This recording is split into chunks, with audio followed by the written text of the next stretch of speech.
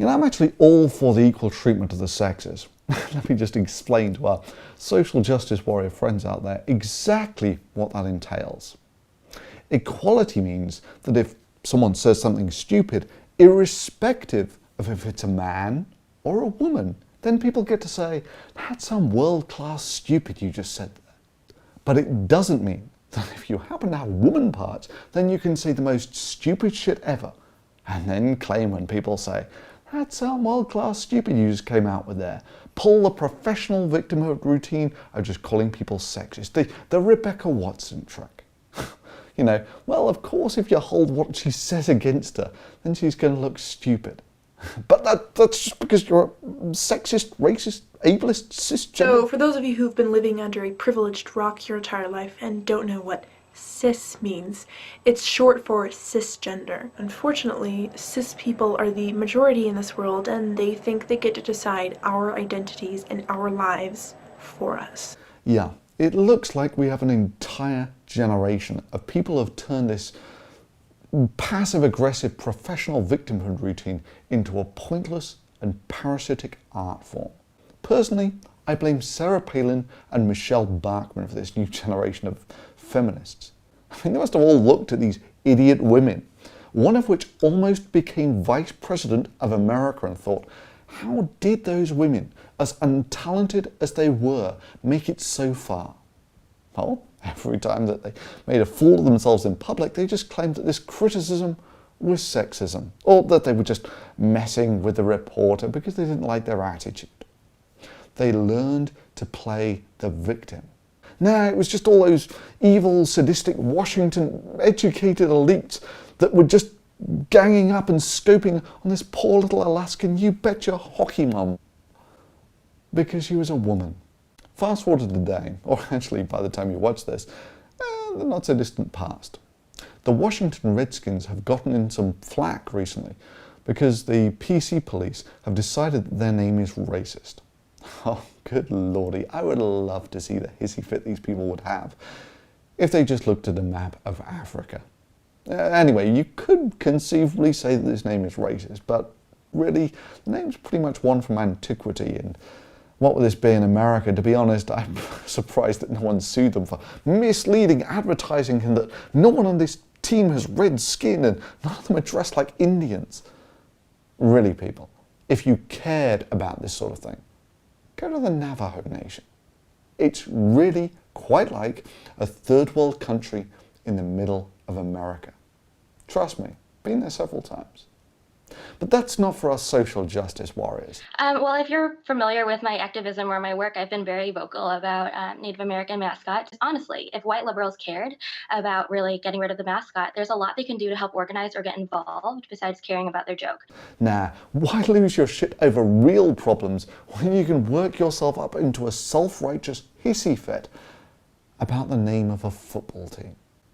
Anyway, mobbed by this gaggle of PC social justice warriors, the Redskin owners pulled the bonehead maneuver. Yeah, I can see all the Tumblrites rushing to Twitter as we speak, frothing at the mouth. Oh God, Thunderfoot is worse than Hitler, suggesting that people with more bone in their heads should have their opinions valued less simply because they are calciumly challenged in their cranium. Yeah, he pulled a bonehead maneuver and tried to appease these whining losers by creating the Foundation for Original Americans. You know, Churchill may have been a privileged white cis male, but he got something absolutely right. He said, appeasement is feeding a crocodile, hoping it will eat you last. Anyway, this got lampooned by Colbert, who said he was going to create the Ching Chong Ding Dong Foundation for sensitivity to Asian people. And yeah, they absolutely lost their shit at that. Cancel Colbert, because we really don't need another white liberal celebrity trying to justify racism. Using satire that ironically ridicules Asians is not productive for Indigenous nor any marginalised group. White humour blows, hashtag Cancel Colbert. And the one that started it all via Suey Park. White people, please keep hashtag Cancel Colbert trending until there's an apology. This is not the burden of people of colour. Fix it. Do something. Completely missing the satire. These losers interpreted this as the most evil racism coming from Colbert and demanded that they cancel Colbert. And yeah, it just gets worse and worse, because it turns out that the attention whore in this case was one Suey Park, whose big achievement in life, it turns out, was to get things trending on Twitter. I know I helped trend Not Your Mascot on Super Bowl night to fight, the name Redskins and Not Your Tonto. And just like Anita Sarkeesian's big achievement in life was to whine about computer games that she'd never played. Or the Centre for Inquiry DC Executive Director Melody Hensley, who claimed that Twitter gave her post-traumatic stress disorder. Yeah, that thing that soldiers get when they see really, really messed up stuff. She got that from Twitter. And now, apparently, his real aspirations are becoming the director for the whole Centre for Inquiry.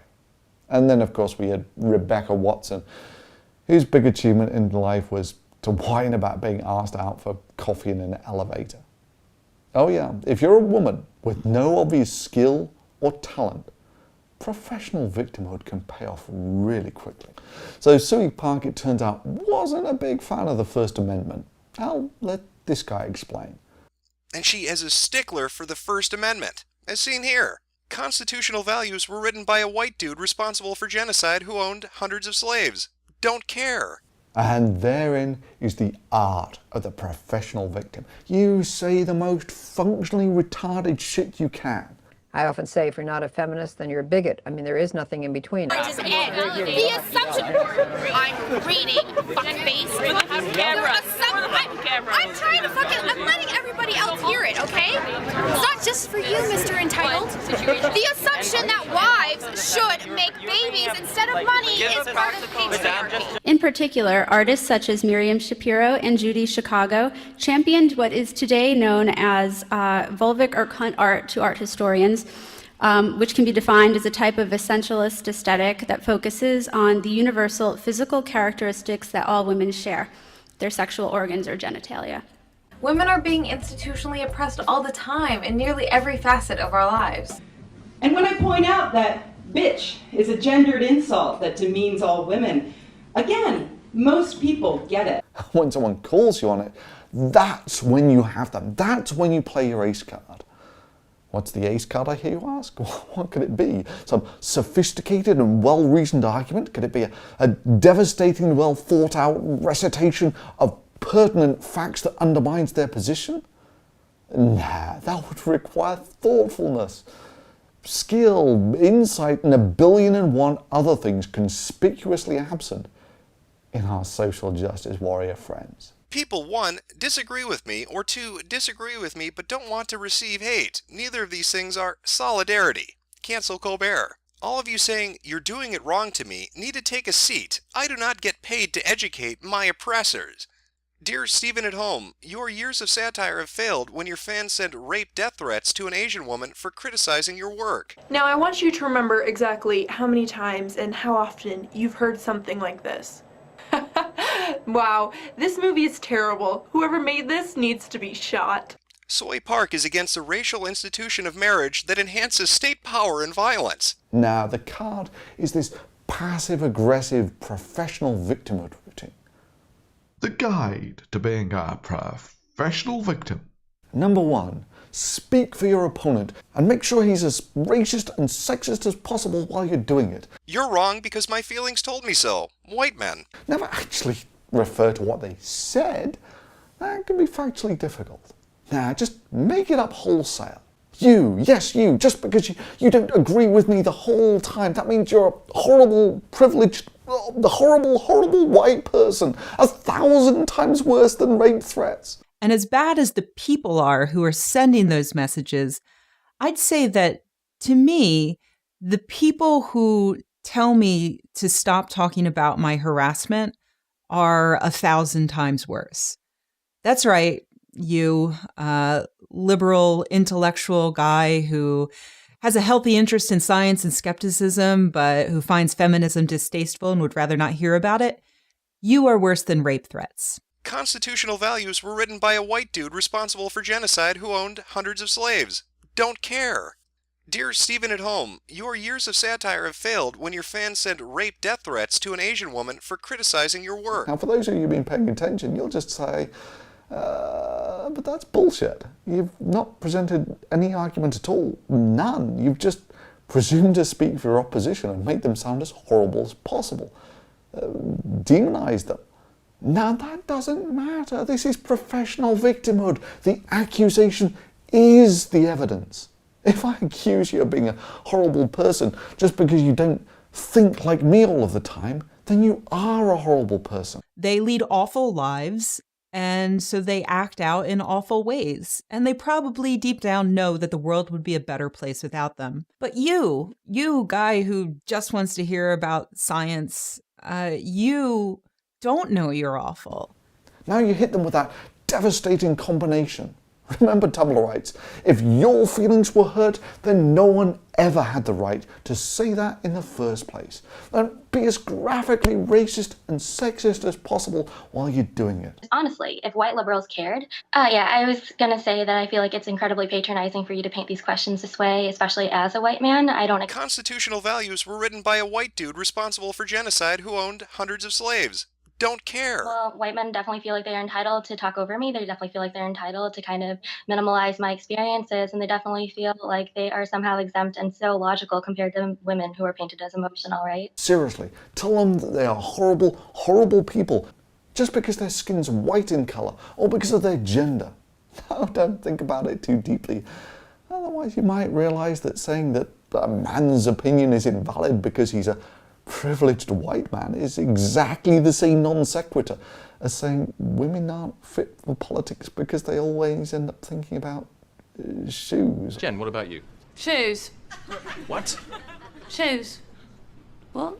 Shoes. Shoes, or that black people aren't fit for politics because they can't whistle. Whatever, it doesn't matter. Just don't think about it too much. Yeah, you tell them that they have no right to an opinion because of their skin colour, their sexual orientation, their gender. That's how social justice warriors who are offended by a football team's name are going to end sexism and racism. And then finally, when it all goes wrong, and someone says, look, a good idea is a good idea no matter who says it, even if it is a privileged, cisgendered, white male scum, whatever. Especially as a white man, I don't expect you to be able to understand what people of color are actually saying with regards to CancelColbert. He has a history of making jokes. Sorry, being a white man doesn't prevent me from being able to think and doesn't prevent me from being able to have reasoned perspectives on things. Yes, this is the biggest problem of all. If you cannot shame people into being quiet with the might of your PC speak. Well, white men definitely feel like they're entitled to talk over me. They definitely feel like they're entitled to kind of minimalize my experiences, and they definitely feel like they are somehow exempt and so logical compared to women who are painted as emotional, right? And you spent all of your time rehearsing how to be offended rather than actually investigating the issues. No one's minimalizing your experiences. No one's minimalizing your right to have an opinion. It's just a stupid opinion. I mean, it's a misunderstanding of what satire is. You just called my opinion stupid. Then you're screwed. You just called my opinion stupid. That's incredibly unproductive. And the only thing left for you to do is to get up there on the cross and martyr yourself. And I don't think I'm going to enact the labor of having to explain to you why that's incredibly offensive and patronizing. Explain. I just told you I wouldn't enact that labor. Okay, thanks for being with us, Suey. But remember to go back to your little flock of ditzy subomeculoids and tell them just how oppressed you were by these privileged white male scum. She says, in case anyone thought I was censoring Colbert, please know that I was just talked down to. Especially as a white man, I don't expect you to be able to understand what people of color are actually saying. Muted and silenced by Josh Zepps and at HuffPost Live. To which case, Josh Zepps respond, the righteousness of professional umbrage takers. At Suey Park wasn't muted or silenced. I invited her to explain herself. Explain. I just told you I wouldn't enact that labor. Okay, thanks for being with us, Suey. And she declined. Let me just say this loud and clear. The next time anyone calls you privileged or white or male or whatever, you might want to remind them of the fact that an argument stands on its merits.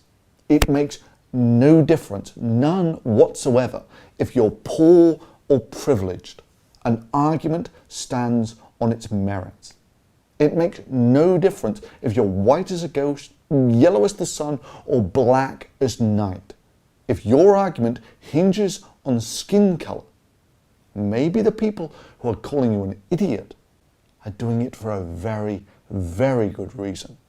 And it's got absolutely nothing to do with the fact that you're a woman. Especially as a white man, I don't expect you to be able to understand what people of color are actually saying.